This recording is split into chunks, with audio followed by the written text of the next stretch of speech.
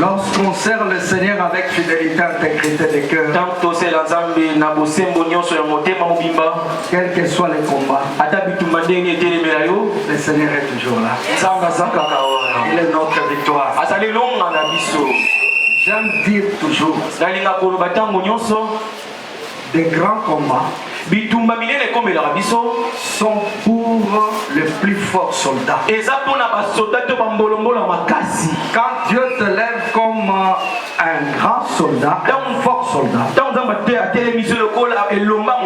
c'était sur ton parcours des grands combats. Il ne peut pas prendre un petit soldat pour lui laisser sur le chemin des grands combats. Il sera écrasé. Et quand il prend un fort soldat, il le place sur le chemin d'un grand combat, même l'accompagne afin que le Dieu Tout-Puissant, il écrase les ennemis. Nous allons prier pour la parole. Seigneur, nous te disons merci en ce moment merveilleux. Nous te glorifions en ce temps particulier. Un jour où, Seigneur Dieu, tu vas reconnaître en présence de tes anges, en présence de tes serviteurs, devant ton peuple et devant ta présence, notre Dieu, le roi que tu as établi. Tu as vu les fruits du travail qu'ils ont abattu pour l'intérêt de ton royaume ici dans cette ville. Ce jour, tu vas les couronner.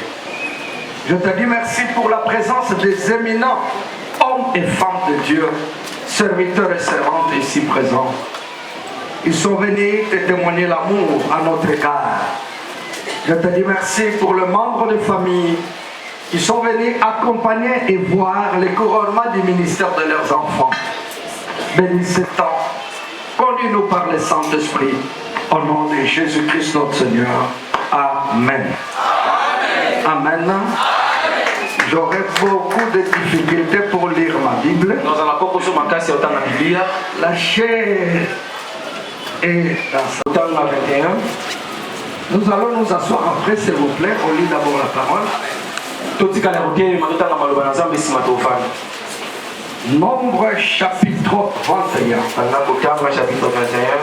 Nous allons exploiter le 4e verset. Verset 4. Nous irons jusqu'au 9e verset. Je Je lis dans le nom du Seigneur Jésus-Christ. Amen. Yordor par le chemin de la mer Rouge pour contourner le pays d'Édom. Le peuple s'effaça et parla contre Moïse, contre Dieu. Pourquoi nous avez-vous monté hors d'Égypte pour que nous mourons dans le désert?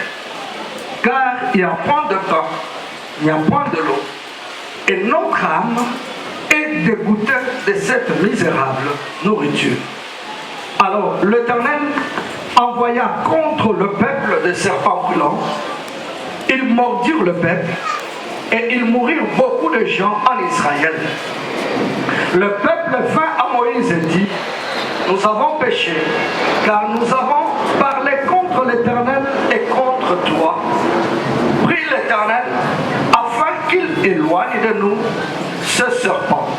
Moïse pria pour le peuple et l'Éternel dit à Moïse: fais-toi un serpent brûlant et place-le sur une perche. Quiconque aura été mordi et regardera conservera la vie. Moïse fit un serpent de rein et le plaça sur une perche. Et quiconque avait été mordu par un serpent et regardant le serpent de rein conservait la vie. Parole du Seigneur. Amen. Non, acclame bien, acclame bien. Vous pouvez vous asseoir, merci. Ici, la Bible nous parle d'un peuple qui s'appelle Israël.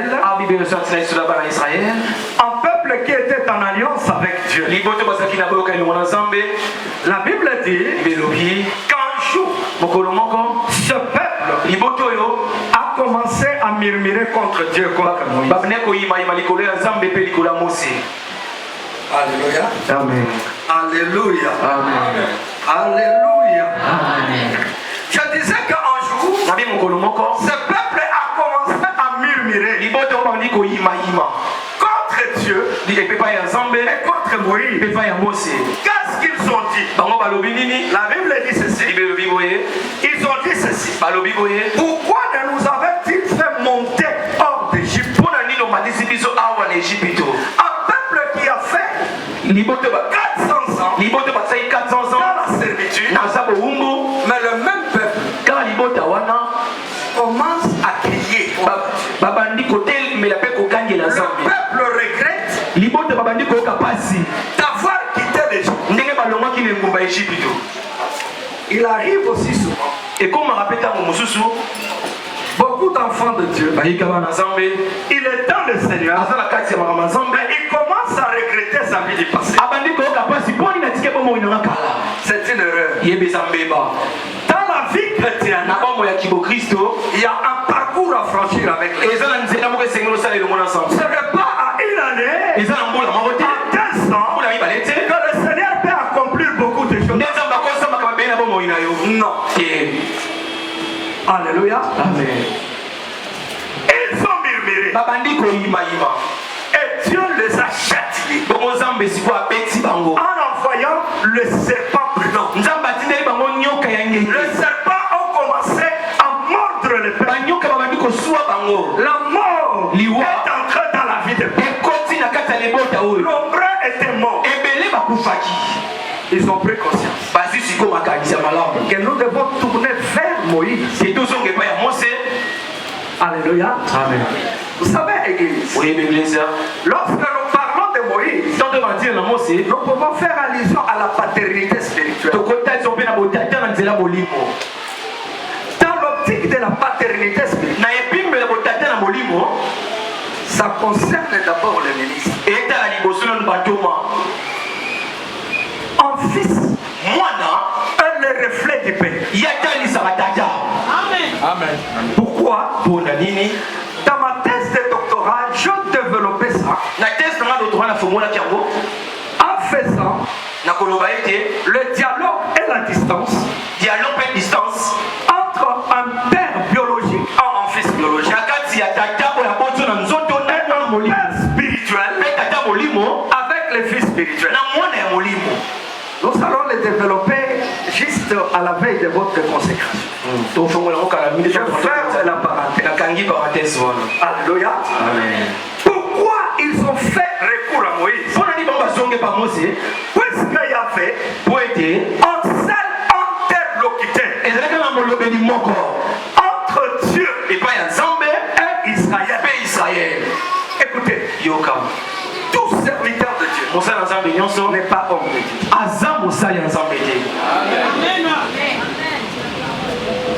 Alléluia. Je le répète encore. Tout serviteur de Dieu n'est pas homme de Dieu.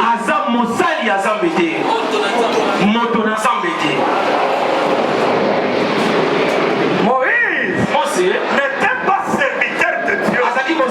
Il était homme de Dieu. C'est-à-dire, ce sont les hommes que Dieu élève. Dieu leur communique sa pensée. Ce que vous appelez communément la vision.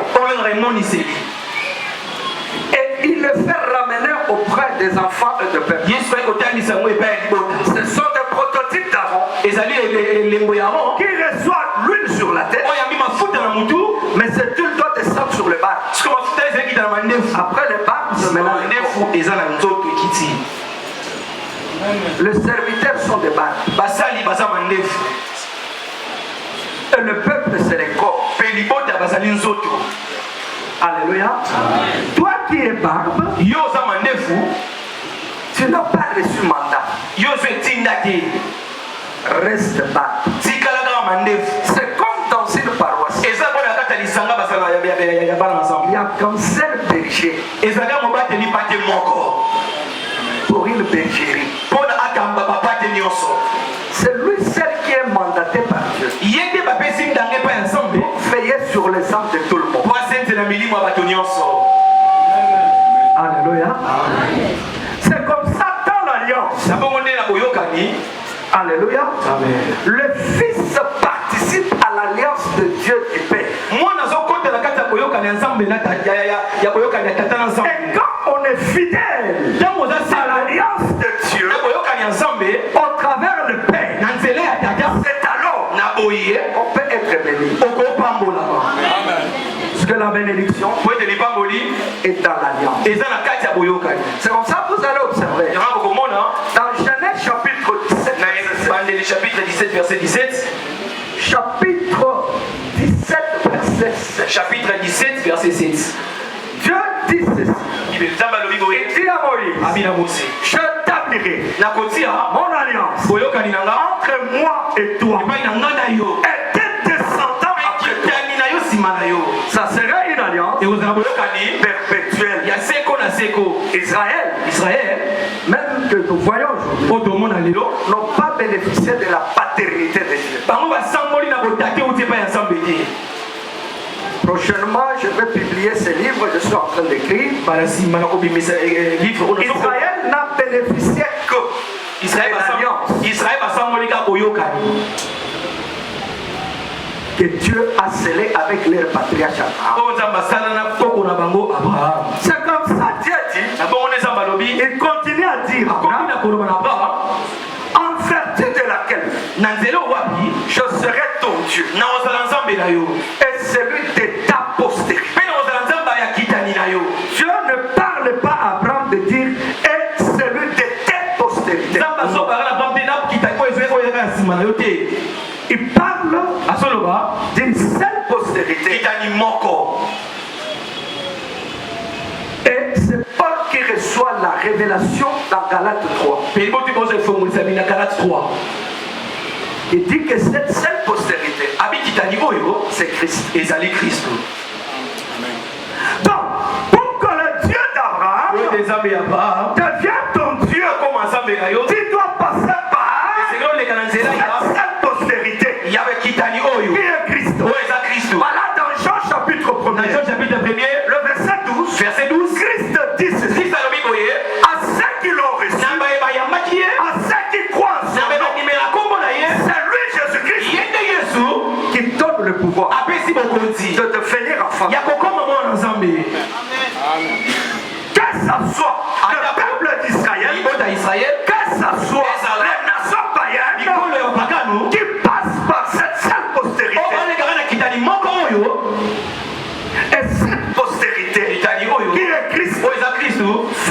soit enfant de Dieu. On devient enfant de Dieu. Lorsqu'on passe par la seule postérité.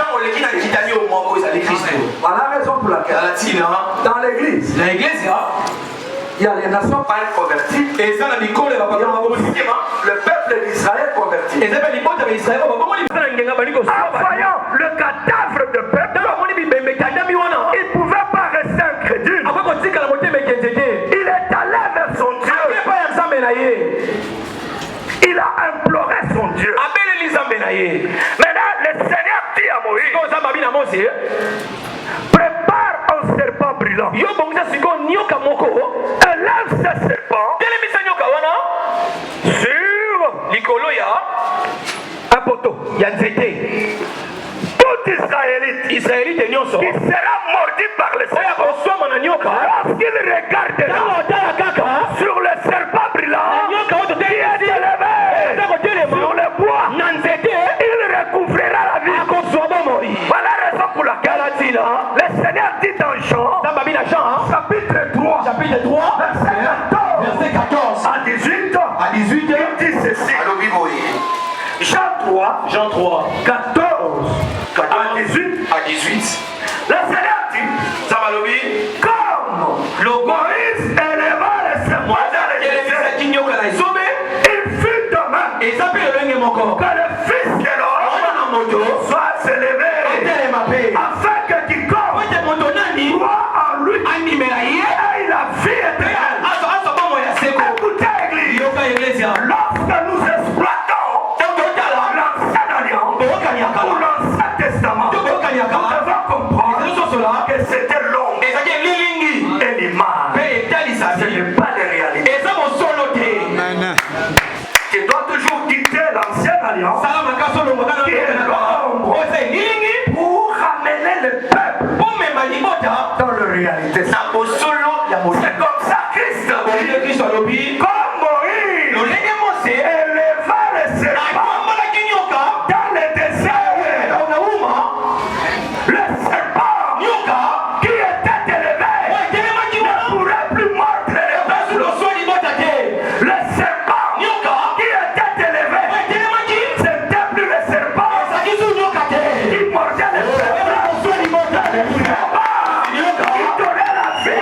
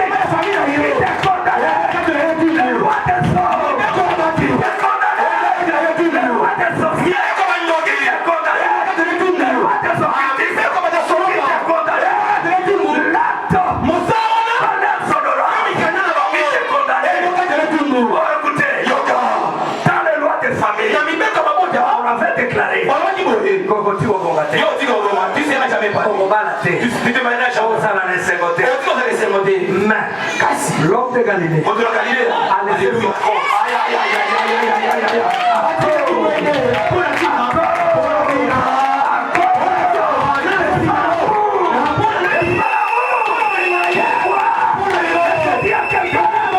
Il a brisé la malédiction. Il a brisé la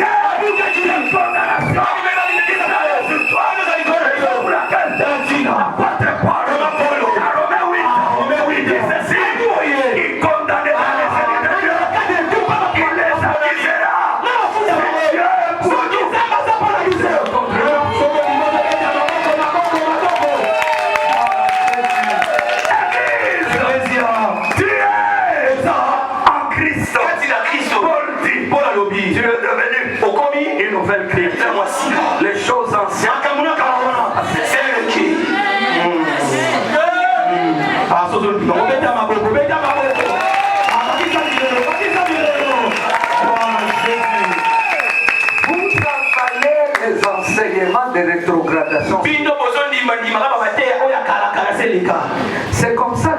de la croix ne peut pas avoir l'impact de la mort.